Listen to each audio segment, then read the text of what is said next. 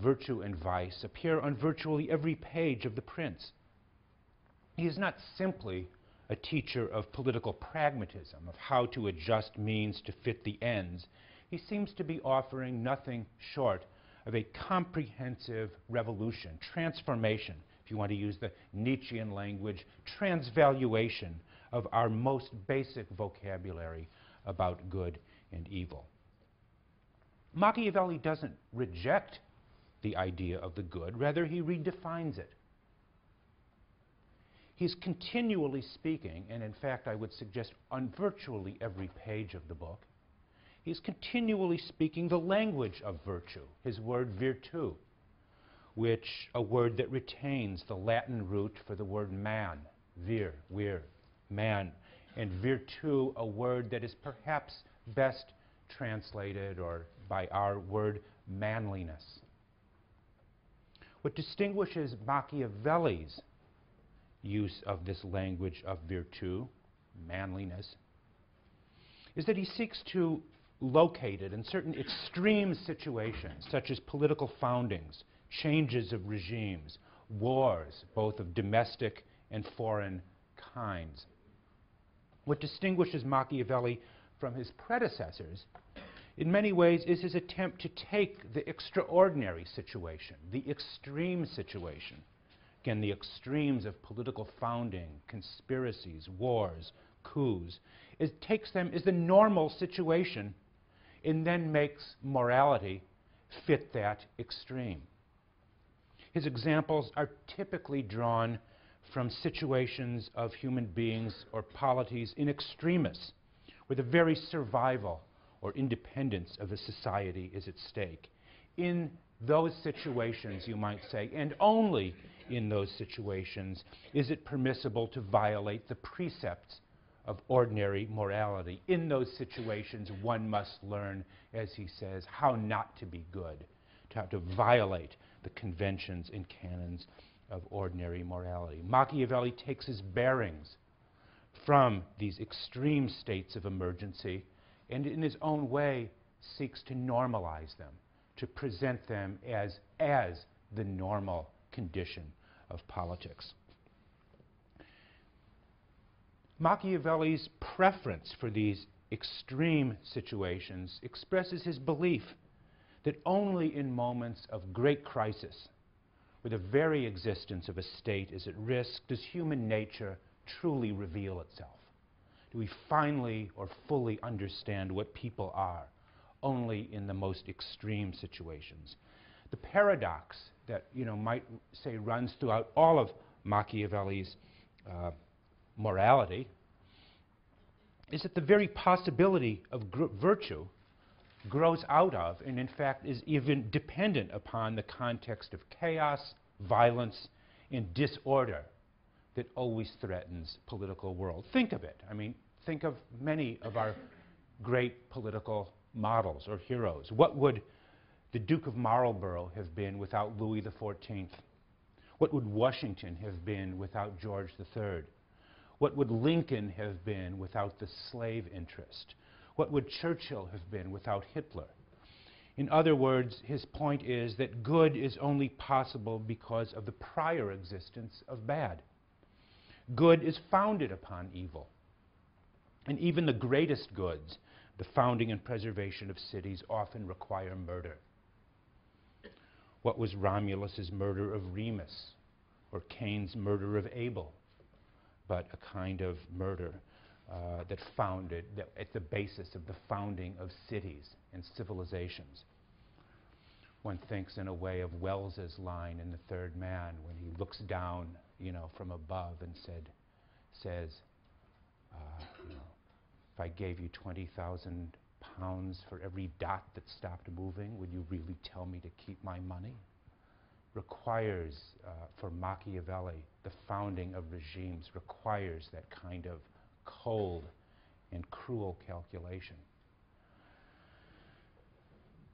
Of course, it's being used in the movie just to support a criminal enterprise, not the founding of a city, and we might investigate that as well. But Machiavelli does not deny that in ordinary times, in what we might call times of normal politics, the ordinary rules of justice prevail. He also shows, however, that normal politics is itself dependent upon extraordinary politics, periods of crisis, anarchy, instability, revolution, where the normal rules of the game are suspended. It is in these times, you might say, when individuals of extraordinary virtue and capacity, prophetic qualities, as he calls it in chapter 6, are most likely to emerge. While the Aristotelian statesman, just to make a contrast for a moment, is most likely to value stability and the means necessary to achieving it, the Machiavellian prince seeks war because it is only, again, in the most extreme situations that one can prosper and be prosperous. Think about the lines again from the movie, for 30 years under the Borgias. Violence, murder, terror, bloodshed. But what did it produce? Greatness of an unprecedented type. Stability, democracy, brotherly love, peace. What does that produce? Mediocrity, the cuckoo clock. There might be a little more of Nietzsche suggested in that than Machiavelli, but I think the Machiavellian overtones are very evident. Consider just the following. Every child, every one of you, every one of us was brought up to know that one must never do wrong, even if good consequences are seen to follow. It is never right to give bad examples to others, even if one expects good to come from it. Yet Machiavelli breaks these rules about not giving bad examples. Virtue is not associated with the classical conceptions of moderation, of justice, of self-control, or with the Christian virtues of faith, hope, and charity. Virtue means for him a kind of manly self-assertion, audacity, ruthlessness, a reliance on one's own arms, and calculated use of cruelty to achieve one's ends. The model of Machiavellian virtù is the Renaissance statesman and general Cesare Borgia. And it's very interesting that Orson Welles made a movie, not so often seen today, about Cesare Borgia. I want to leave you with reading one passage from The Prince, chapter 7, in which Machiavelli illustrates the kind of virtù Cesare represented and that he wants to recommend for those who follow him. Once the Duke, that's Cesare himself, once the Duke had taken over the Romagna, an area outside of Florence, he found it had been commanded by impotent lords who had been readier to despoil their subjects than to correct them, and had given their subjects matter for disunion, not union. So Cesare put there, he says, Messer Ramiro di Orco, a cruel and ready man to whom he gave the fullest power. So Cesare set up as a lieutenant of his to impose order on this area, and to whom he delegated the fullest responsibility. In short time, he goes on, Ramiro reduced it to peace and unity with the very greatest reputation for himself. Then the Duke judged that such excessive authority was not necessary because he feared it might become hateful, and he set up a sort of civil court in the middle of the province with the most excellent president where each city had its advocate.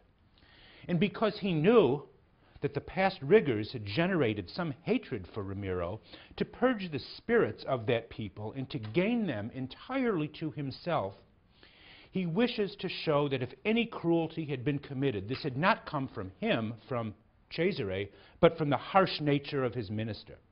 And having seized this opportunity, get that language, seized the occasion, seized this opportunity, he had him placed one morning on the piazza in two pieces, with a piece of wood and a bloody knife beside him. He had him cut in two, the bloody knife and a piece of wood beside him. The ferocity of this spectacle, Machiavelli concludes, left the people at once satisfied and stupefied. And that, of course, is Machiavelli's virtù, princely virtue. What you do to leave the people satisfied and stupefied. What we might call today shock and awe. Okay, next week we'll continue this learned man.